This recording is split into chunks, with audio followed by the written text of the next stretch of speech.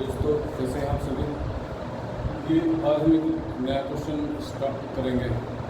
और ये time and work का क्वेश्चन है जो अभी हाल ही में हुई परीक्षा यूपीएससी सीसेट 2025 में पूछा गया है। इसमें क्या बोल रहा है कि X can complete 1/3 of a certain work in 6 days, Y can complete 1/3 of the same work in 8 days, and Z can complete 3/4 of the same work in 12 days. All of them work together for n days, and then X and Z quit, and Y alone finish the remaining work in 8 into 2/3 days. What is the value of n? ठीक है, तो basically ये question में बोल रहा है कि X किसी काम का 1/3 6 डेज में करता है, Y उसी काम को 1/3 8 दिनों में करता है, और Z उसी काम का 3/4 12 डेज में करता है। तो और वो उन सब ने एक साथ काम करा और n दिन तक काम करा। उसके बाद X और Z ने काम छोड़ दिया और Y बचे हुए काम को 8 into 2/3 डेज में कंप्लीट करता है। तो हमें क्या वैल्यू निकालनी है, n की निकालनी है। तो सबसे पहले क्या करेंगे, तो 1 तो यानी कि x 1/3 वर्क करता है हमारा कितने दिन में, 6 डेज में। तो कंप्लीट वर्क कितने दिन में करेगा वो, तो complete work 18 days. And y similarly y 1/3 y कितने दिन में कर रहा है, 1/3 वर्क y कितने दिन में कर रहा है, 8 डेज में। तो टोटल वर्क कितने दिन में करेगा वो, 24 डेज। ठीक है, उसके बाद हमारा Z कितना काम कर रहा है, Z कर रहा है आपका 3/4 ऑफ वर्क कर रहा है वो हमारा कितने दिन में, 12 डेज में। तो टोटल वर्क करेगा वो हमारा 16 डेज में। अब तीनों का एलसीएम निकाल लो। टोटल वर्क हमने क्या मान लिया, तीनों का एलसीएम क्या होगा, 144 होगा तीनों का एलसीएम, क्योंकि 18 सा 144, 24 बंदे 24 छिक्का 144 और 16 छिक्कम 96, 16 निम्न 144। तो टोटल तो ये यूनिट्स आई। और अब वो क्या बोल रहा है कि, ठीक है, उसके बाद क्या बोल रहा है कि अब ये बोल रहा है कि अब यहाँ से देखेंगे Y alone finish the remaining work in 8 into Y एक दिन में कितना काम करो, 9 मिनट। तो 8 into Y ने कितने दिन में कितना काम करा, 8 into 8 या 8 3 जा 24 into 26 upon 3 multiply 9, तो 3 3 का 9, तो 26 3 का कितना हो गए, 23 का 9। सॉरी एक सेकंड, मिस्टेक हो गई, हाँ वाई आया था हमें वाई का लेना, तो 6 2 जा, तो 26 2 जा 52 सॉरी। तो ये वर्क y ने रिमेनिंग करा, तो तीनों वर्क, ठीक है। तो अब इसमें 144 में से ये घटाएंगे हम, 144 माइनस 52, तो कितना आया हमारा 2, और ये कितना बचा हमारा, ये हमारा हुआ 9। तो 92 यूनिट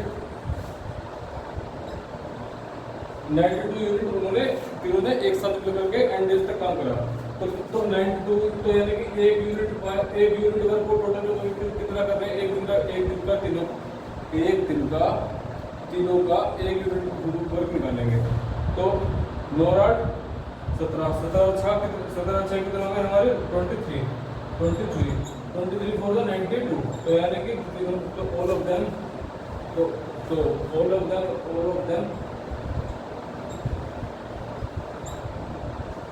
वर्क together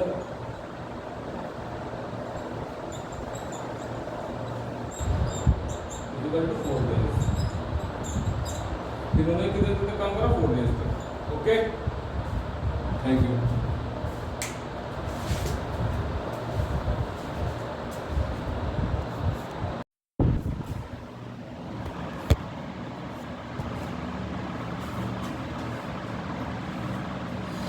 हेलो दोस्तों, कैसे आप सभी।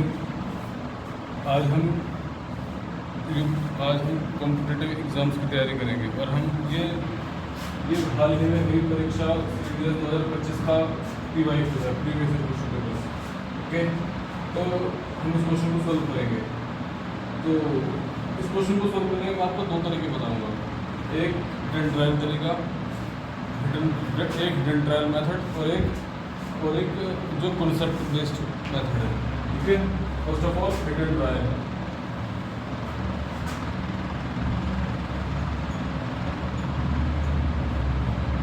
आप यहाँ देखिए यहाँ पर सबसे मिनिमम वैल्यू क्या है ऑप्शंस के साथ। आप सबसे पहले ऑप्शंस को देखकर अंदाजा लगाइए। सबसे छोटी वैल्यू है माइनस का 0.25। ओके, तो हम उसको ध्यान में रखते हुए क्या बनाएंगे।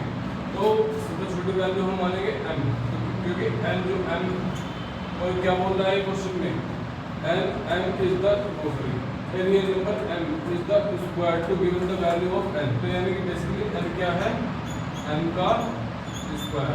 तो हमसे बेसिकली क्या पूछ रहा है ये, m स्क्वायर प्लस m की मिनिमम वैल्यू। ओके, तो हम m को क्या मान लेंगे, m हमारा हमने माइनस का 0.5।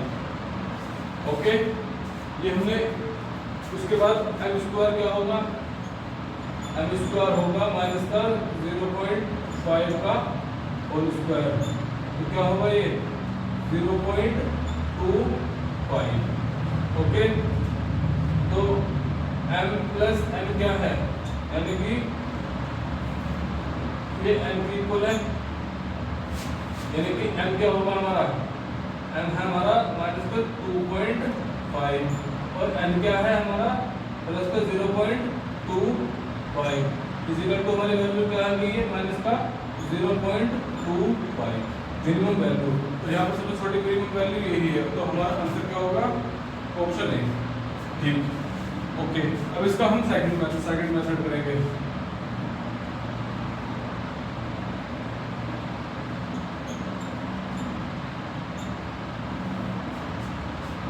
ठीक है, तो हमारा क्या होगा, m और n, हमसे इसकी तो मिनिमम वैल्यू पूछ रहा है, तो ये m की जगह क्या हो गया, m प्लस m स्क्वायर। तो m प्लस, तो ये m और m स्क्वायर यानी कि सेम वेरिएबल की, यानी कि तो ये क्या होगी, एक क्वाड्रेटिक इक्वेशन हो गई है। तो किसी भी क्वाड्रेटिक इक्वेशन का यानी कि अब आप एक चीज देखिए, ax square plus bx plus c, जब भी कोई इस तरह की क्वाड्रेटिक इक्वेशन हो और वहां पर a हमारा पॉजिटिव हो, a हमारा पॉजिटिव हो, या सॉरी a हमारा पॉजिटिव हो और 0 से बड़ा हो, तो वहां पर मिनिमम वैल्यू ऑफ एक्सप्रेशन कैसे निकालेंगे, मिनिमम वैल्यू ऑफ एक्सप्रेशन निकालते हैं 4ac minus b square upon 4a। तो b स्क्वायर क्या होगा हमारा, ये एक्सप्रेशन ये वाली टर्म तो 0 हो जाएगी, क्योंकि हमारी इस इक्वेशन में c तो कोएफिशिएंट है तो 0, माइनस b स्क्वायर क्या होगा हमारा 1 और 4 अपॉन एक प्लस पर भी घन, तो यहाँ माइनस के 1 अपॉन 4, तो क्या हो गया माइनस का 0.25। That's it answer. तो हमने यहाँ पर दोनों इसी मेथड से क्वेश्चन करने की कोशिश करी, और आपको जो सा मेथड लगे आप वाला इस्तेमाल कीजिए। फिर एग्जाम में तो जो आपको जिससे जो कन्वीनियंट लगे, जिससे हमारा जल्दी आंसर आने की, जिस मेथड से हमारा जल्दी आंसर आ जाए, हमें वो चूज़ करना चाहिए। लेकिन हमें ट्रेडिशनल मेथड यानी कि जो बेसिक कंसेप्ट है हमें उसकी नॉलेज होनी चाहिए, क्योंकि कई बार ये मेथड नहीं लग पाता, लेकिन ये 100% लगेगा। Okay, thank you. Next question हम करने लेकर आएंगे।